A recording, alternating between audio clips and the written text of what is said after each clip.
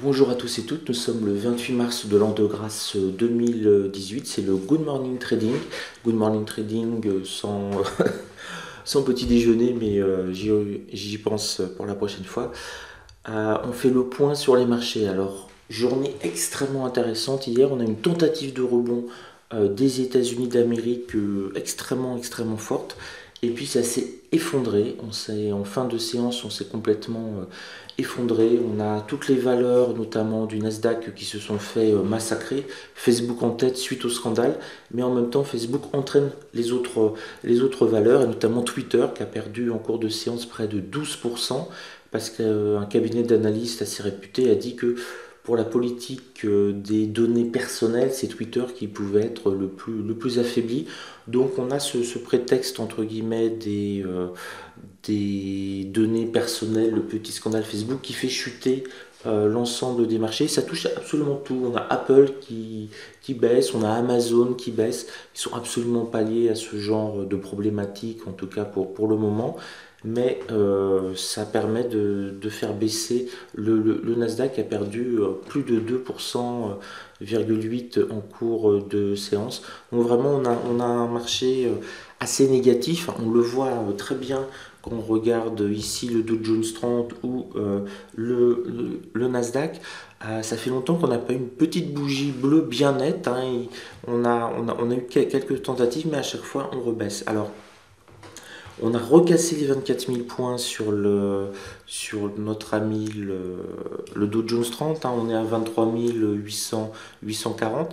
Donc baisse assez nette. On est toujours dans ce sorte de range.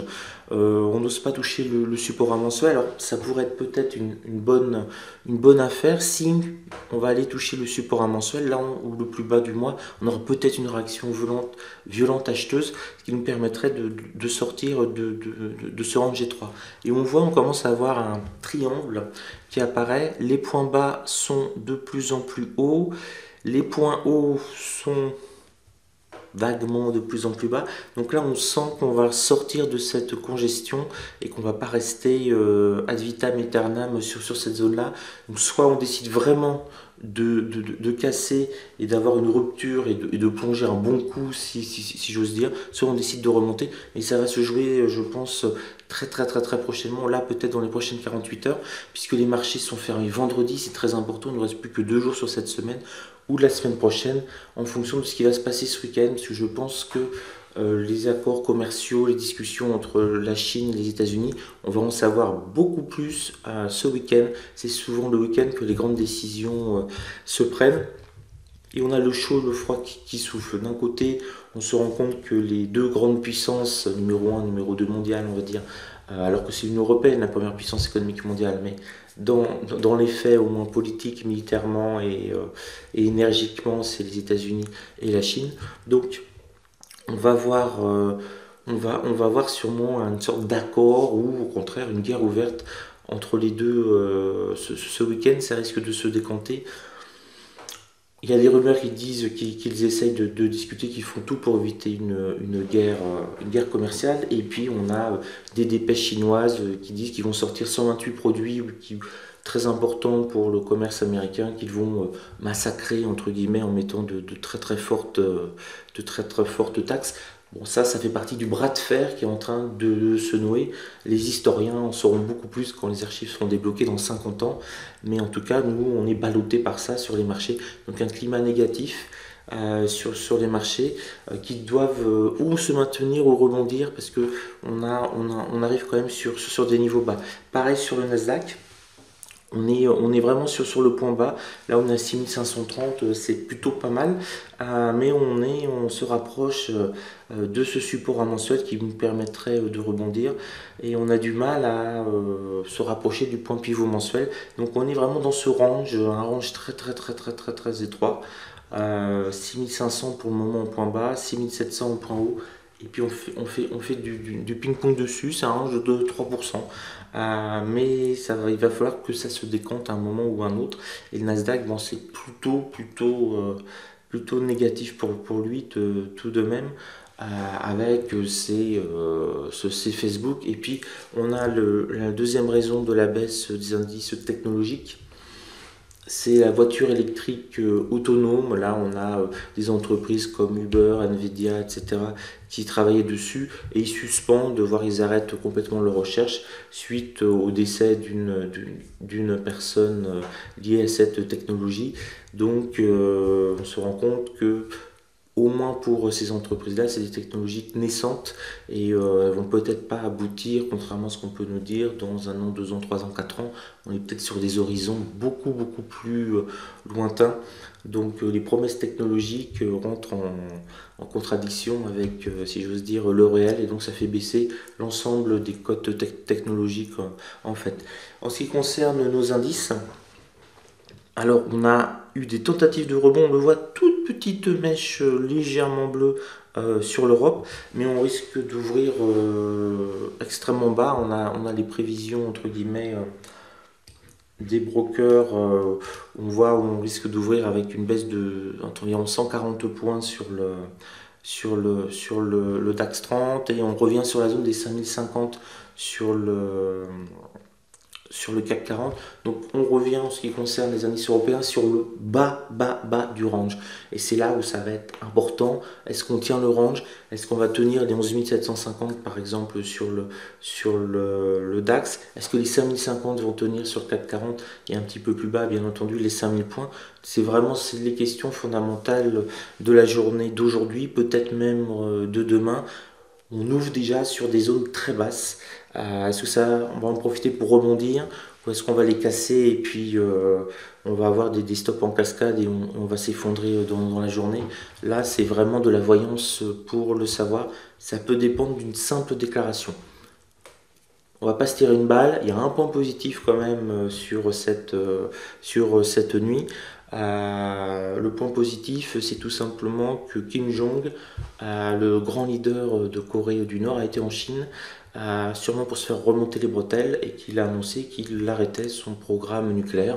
Alors, promesse, mais en tout cas, ça montre que la Corée du Nord commence à mettre de l'eau dans son vin rouge et que la Chine intervient de manière certainement extrêmement musclée pour dire au leader de Corée du Nord, tu te calmes, et ça peut préparer justement le dialogue entre la rencontre des titans de choc entre Kim, le leader de Corée du Nord, et Trump, le leader d'Amérique du Nord. C'est certainement aussi pour préparer cet état d'esprit. L'agenda économique. Une news très très très importante sur l'agenda économique du jour, 14h30, PIB du quatrième trimestre 2017, PIB définitif. Alors, dans 90% des cas, il ne se passe absolument rien. Le PIB définitif est conforme au PIB attendu, estimé depuis de nombreux mois. 9 cas sur 10. Le 10e cas, c'est une bougie monstrueuse parce que le PIB n'est pas du tout conforme à ce que l'on attendait, ce qui sous-entend qu'on s'est complètement planté dans les analyses économiques et macroéconomiques. Ça arrive de manière totalement exceptionnelle, mais le jour où ça arrive, on le sent passer. Donc, je me méfie toujours du PIB américain et surtout les résultats définitifs. Donc, 14h30, en ce qui me concerne, un petit peu avant d'ailleurs, pas d'opposition, on va y aller tranquillos si j'ose dire, sans aucune agressivité.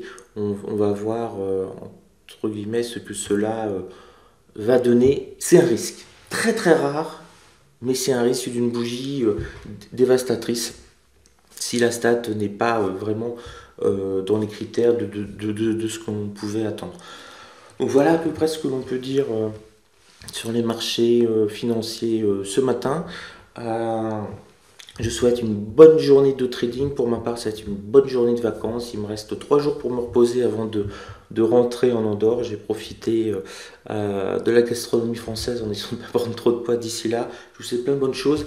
Et à partir de début avril, on repart sur Good Morning Trading et analyse des séances quotidiennes en fin de journée. Là, je ne vous le fais pas parce que je passe quelques trades sur iPhone et il ne se passe pas grand-chose. Alors, ça se passe bien, hein, il n'y a pas de souci. Là, sur la semaine, j'ai passé quelques trades. Hop, je vais revenir. Voilà, ça se passe plutôt bien. Mais Voilà, j'ai pas passé un seul trade cette semaine sur Futur, uniquement quelques trades iPhone sur Pro Altem CFD et RSQ limité, mais ça me fait quand même en 14 trades plus, beaucoup plus que ce que je gagnais quand j'étais enseignant. Là, c'est un salaire de professeur agrégé hors classe à 65 ans, donc comme j'avais pas encore 65 ans, je gagne beaucoup plus là sur une petite semaine de vacances en tradant. C'est aussi pour vous montrer ce que l'on peut gagner, entre guillemets, ou perdre aussi, ça peut arriver bien entendu, dans le trading, est-ce que ça peut changer aussi si vous vous y mettez. Donc ce vendredi ou samedi, je vais faire un point sur le mois et je vais vous montrer comment je répartis mes charges, mes impôts, ma façon de vivre en fonction de ce que j'ai gagné ce mois-ci. Ça a une influence, ce que j'ai gagné en mars, a une influence sur le mois d'avril et mon style de vie. Donc vous verrez, j'ai des tableaux Excel qui me calculent tout automatiquement. Et je sais si je peux aller manger dans un grand restaurant étoilé ou si je vais aller manger au mois d'avril au kebab. Voilà. Donc je pense que ça peut être intéressant que vous voyez aussi comment on fonctionne concrètement. Parce qu'un trader en compte propre fonctionne, je vais dire pas qu'au jour le jour, mais mois par mois, voire trimestre par trimestre. On est comme un chef d'entreprise. Je ne sais absolument pas les bénéfices éventuels que je ferai au mois d'avril ou au mois de mai.